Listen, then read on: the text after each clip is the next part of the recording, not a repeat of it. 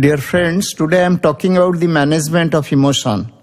All of us know that as humans we have body, mind. And mind means we have thought and emotion is always stronger than thoughts. Emotion can be our best friend. Emotion can also be our worst enemy. Emotion can take us to the zenith of our glory. Emotion can also push us to the dungeon of misery.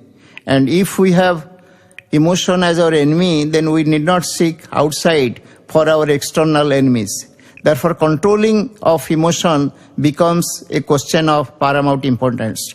Today, I will give you 5 basic principles as to how emotion can be really channelized into the positive outcomes. The first principle is the principle of negativity bias. Suppose I give you the description of a person, Mr. Ravi, and please let me know how you form an opinion of Ravi. Suppose I say Ravi is a very good worker in his plant. He comes to the plant in time, does good work, is very meticulous in his organizational behavior, but he takes leave at the time of need. What impression do you form of Ravi? Obviously, you will form a negative impression. Even if I have given all 5 or 6 positive description, that is nullified by a single statement that he takes leave at the time of need. So all people have a negativity bias. We always give more priority to the negative information. If you ask the recruiter in any kind of selection panel, they would say that they are more eager to reject the candidate on the basis of their demerits rather than to select the candidate on the basis of their merit. Similarly, if I give you the negative information about an individual, you may not be interested to know the positive information about the same individual, because you have the belief that the negative information is more informative than the positive emotion. This happens primarily because of the survival nature. The nature has always made us such that we always give more priority to the negative information. Think of the cave days when we were cavemen. We had more anxiety, we had more fear, we had more depression, and until and unless we have this negative emotion, we cannot protect ourselves from the tigers, from the enemies, and from other kinds of danger. So it is but natural that the evolution process, the nature has built in us a tendency to give more importance to the negative information. So the second question or the second law of emotion is how to neutralize this negative information. Now you can neutralize the negative information by capitalizing on the positive information. Spread more and more positive information.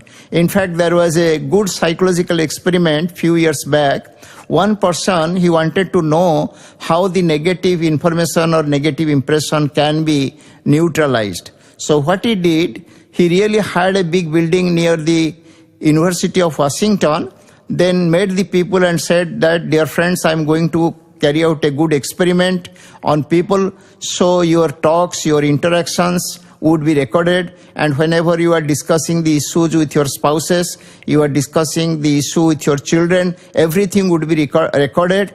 Please allow me to do that. Only you can turn off the switch during your private moments.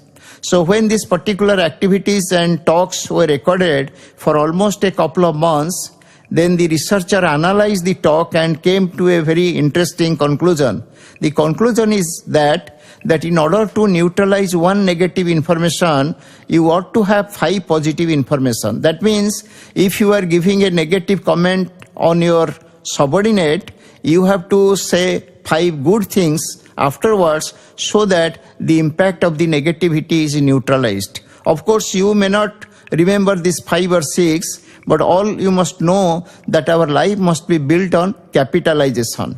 Give more and more positive comments, love, compassion, and affection wherever certain damage has been done. Then the third question would involve, should we go on giving this positive information or positive comments in a boundless manner? The answer is no. If you give positive comments or positive remarks in a very boundless manner, then the impact may be lost at a particular point. The graph will go on increasing, but at one point there would be translation or there would be falling off. And the researchers have found that the proportion is 1:11. That means if you go on giving positive comments, go till 10 and don't give. So positivity is good within a particular bound. Don't cross that limit. You can call it a law of this limit. The fourth law is the law of resources. This is very important. All positive emotions, they are just like resources. Sometimes people may believe resources are only the material, money, material, health, asset, these are the material resources. No, there are also certain internal resources, and one such internal resource is the positive emotion. Now, one psychologist by the name Barbara Fredrickson, she did a marvelous kind of experiment. She called her student to come to a big hall, then divided them into 6 groups.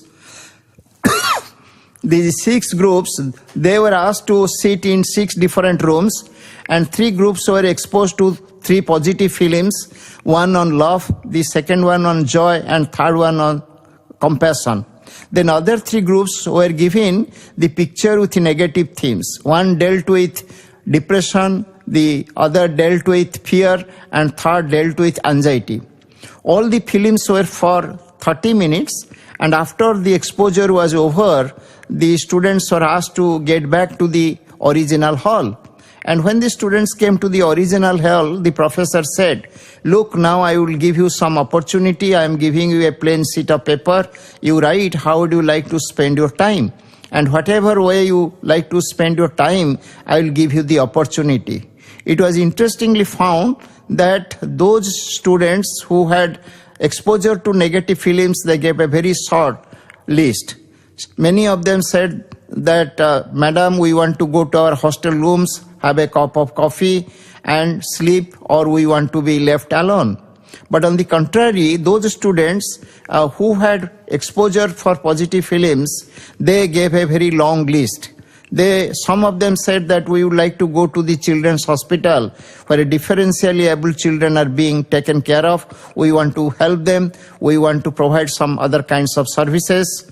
Other students said that we want to play cricket or we want to play football. We want to spend time in a very constructive way. So the professor explained, look, that the positive emotion works as a kind of internal resource.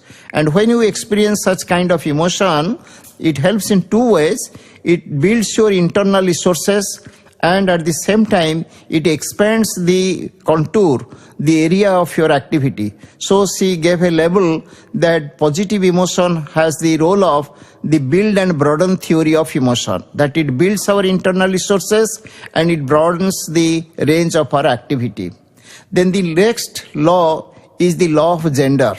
You may be curious to know, since emotions do help and also do hinder, you would like to know who are better on this particular ground, males or females. If you look at that way, there is the interesting kind of solution. The research says that males could be as happy as females, or females could be as happy as males. There is no basic difference in terms of happiness. But if you look at the emotional range, you will find a very interesting and qualitative differences, that women's emotion are of greater range. That means women's experience more of negative emotion, they experience also more of positive emotions. That all over the world, women have greater difficulty in dealing with negative emotions such as depression and anxiety. They consume more kinds of, analgesic. But at the same time, women also experience a greater level of joy, and they have the greater capacity to experience joy. So women, whatever they lose in left hand, they get it in the right hand. Ultimately, the net result remains the same. Therefore, one has to be very cautious about this particular kind of gender difference or the sex difference. The other important element or law of emotion is the law of culture. Every culture has certain display rules. The display rule says what emotions are to be expressed and what emotions are to be inhibited.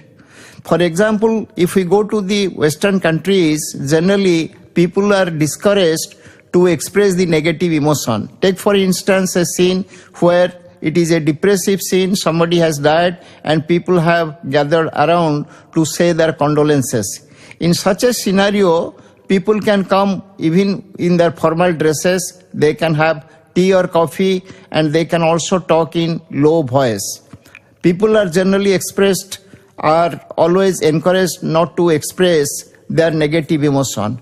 But if we behave in a similar fashion in the Eastern countries, including India, people may take it amiss. Because in Eastern countries, including India, we are always encouraged to express our negative emotion. We show a lot of negative emotion and generally try to suppress our positive emotion.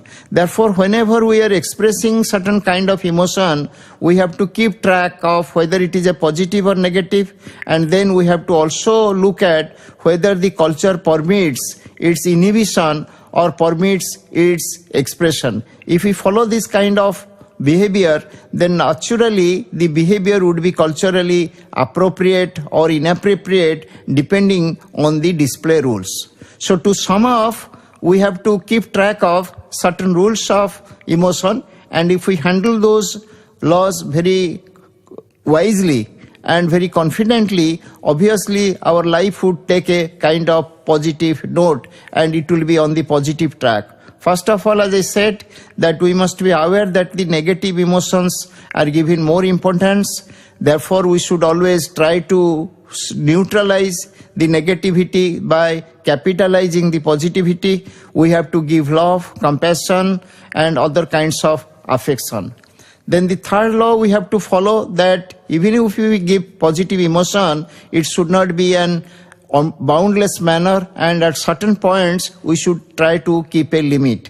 Then we must realize that the women have certain difficulties in terms of emotion, but at the same time the range is very higher, and whatever they get in the left hand, whatever they have in the kinds of negative emotion, they can also compensate it by higher positive emotions. And last but not least, while expressing the emotion, we must be aware of the culturally appropriate display rules. Thank you.